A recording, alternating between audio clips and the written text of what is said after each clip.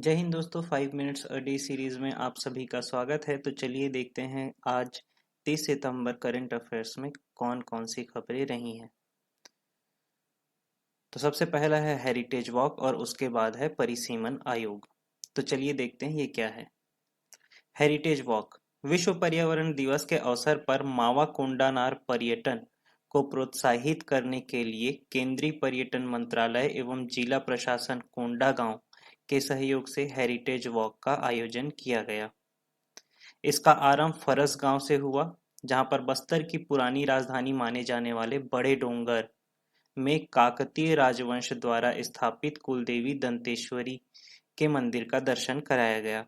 इसमें दो तीन प्रश्न हैं। सबसे पहला है कि बस्तर की पुरानी राजधानी किसे माना जाता है, तो आपका आंसर होगा बड़े डोंगर को। और दंतेश्वरी मंदिर की स्थापना किस राजवंश के द्वारा की गई, तो काकतीय राजवंश के द्वारा इस मंदिर की स्थापना की गई। उसके पश्चात देवी दंतेश्वरी के अंगरक्षक अंगादेव नरसिंहनाथ का भी दर्शन कराया गया। तो इसमें एक और प्रश्न है, देवी दंतेश्वरी के अंगरक्षक किन्हें माना जाता है, तो अंगादेव नरसिंहनाथ को इनका अंगरक्षक माना जाता है। उसके पश्चात पर्यटकों को भोंगापाल ले जाया गया। भोंगापाल में क्या क्या दर्शनीय है, तो भोंगापाल में 5वीं शताब्दी के बौद्ध चैत्य हैं। उसके पश्चात 5वीं शताब्दी के ही गौतम बुद्ध की प्राचीन प्रतिमा भोंगापाल में मिली है और इसके साथ ही सप्तमातृका मंदिर भी भोंगापाल में स्थित है। उसके पश्चात ऊपर बेदी ग्राम भी ले जाया गया। ऊपर बेदी ग्राम क्यों प्रसिद्ध है, तो तुड़के गुमरा जलप्रपात। तुड़के गुमरा जलप्रपात कहाँ पर है, तो ऊपर बेदी ग्राम, कोंडागांव जिला। यहाँ क्या पाया जाता है, तो तुड़के गुमरा जलप्रपात के आसपास ही आदि मानव काल के अति प्राचीन शैल चित्र भी प्राप्त होते हैं, इसीलिए यह प्रसिद्ध है। उसके पश्चात जो हेरिटेज वॉक है वो गोबराहीन गया। गोबराहीन में 5वीं शताब्दी के अति प्राचीन शिवलिंग की प्रतिमा है, अति प्राचीन शिवलिंग स्थापित है। उसके पश्चात न्यूज में रहा है परिसीमन आयोग, क्योंकि आज महिला आरक्षण बिल को राष्ट्रपति जी ने साइन कर दिया है और महिला आरक्षण लागू होगा परिसीमन के पश्चात। इसीलिए देखते हैं परिसीमन क्या है और परिसीमन आयोग क्या है। तो परिसीमन किसे कहते हैं, तो परिसीमन प्रत्येक निर्वाचन क्षेत्र में मतदाताओं की समान संख्या सुनिश्चित करने के लिए संसदीय या विधानसभा सीट की सीमाओं को फिर से निर्धारित करने की प्रक्रिया को कहा जाता है। अर्थात हर एक जनगणना के बाद एक प्रतिनिधि के लिए समान अनुपात में जनसंख्या हो, तो जो क्षेत्रों का पुनर्निर्धारण होगा उसे परिसीमन कहा जाता है। परिसीमन जनसंख्या वृद्धि को राज्य में निर्वाचित विधायकों की जनसंख्या से जोड़ता है, जिससे यह सुनिश्चित होता है कि किसी भी प्रतिनिधि का प्रतिनिधित्व अधिक या कम न हो।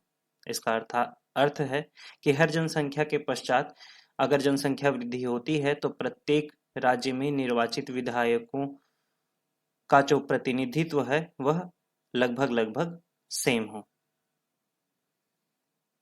इसमें भारत का संविधान क्या कहता है, तो संविधान में अनुच्छेद 82 है। अनुच्छेद 82 के अनुसार प्रत्येक जनगणना के बाद संसद एक परिसीमन अधिनियम बनाती है, जो संसद को लोकसभा और राज्यों की विधानसभाओं में सीटों के आवंटन को फिर से समायोजित करने की अनुमति देता है। इसका अर्थ है प्रत्येक जनगणना के बाद एक अधिनियम पारित किया जाता है संसद के द्वारा, जिसके पश्चात संसद को यह अनुमति मिल जाती है कि वह लोकसभा और राज्यों के विधानसभाओं के सीटों का पुनर्आवंटन कर सकता है। और अनुच्छेद 170 क्या कहता है, यह राज्यों की विधानसभाओं की संरचनाओं के संबंधित है। इसमें न्यूनतम 60 सदस्य और अधिकतम 500 सदस्य का उल्लेख है।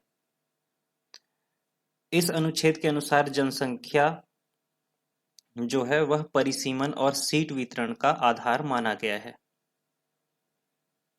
उसके पश्चात परिसीमन आयोग क्या है, तो परिसीमन अधिनियम के लागू हो जाने के बाद केंद्र सरकार एक परिसीमन आयोग का गठन करती है। तो केंद्र सरकार जो है प्रत्येक जनगणना के पश्चात परिसीमन अधिनियम पारित करती है संसद में और उसके पश्चात परिसीमन आयोग का गठन होता है। भारत में अब तक 4 बार परिसीमन आयोग का गठन किया जा चुका है। कब कब? 1952 में, फिर 62, 72 और 2002 में, अर्थात 1952, 1962, 1972 और 2002 में परिसीमन आयोग का गठन किया जा चुका है।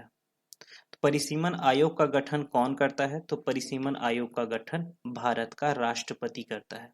और परिसीमन आयोग किसके सहयोग से कार्य करता है? तो यह निर्वाचन आयोग, भारत के निर्वाचन आयोग के से सहयोग में कार्य करता है। परिसीमन आयोग का मुख्य कार्य क्या है? तो परिसीमन आयोग का मुख्य कार्य जनगणना के आधार पर सीमाओं को फिर से तैयार करना है। किसकी सीमाओं को? लोकसभा और विधानसभा क्षेत्र सीमाओं को। भारत में वर्ष 2002 के परिसीमन आयोग द्वारा 2001 की जनगणना के आधार पर लोकसभा और राज्य विधानसभा निर्वाचन क्षेत्रों की वर्तमान सीमाएं हैं। अर्थात हाल ही में जो लोकसभा और विधानसभा के निर्वाचन क्षेत्रों की सीमाएं हैं वह परिसीमन आयोग 2002 के द्वारा निर्धारित की गई थी।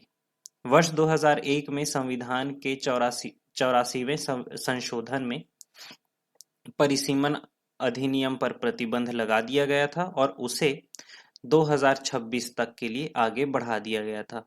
इसका अर्थ है कि अब भारत में नेक्स्ट जो भी परिसीमन आयोग आएगा वह 2026 में आएगा।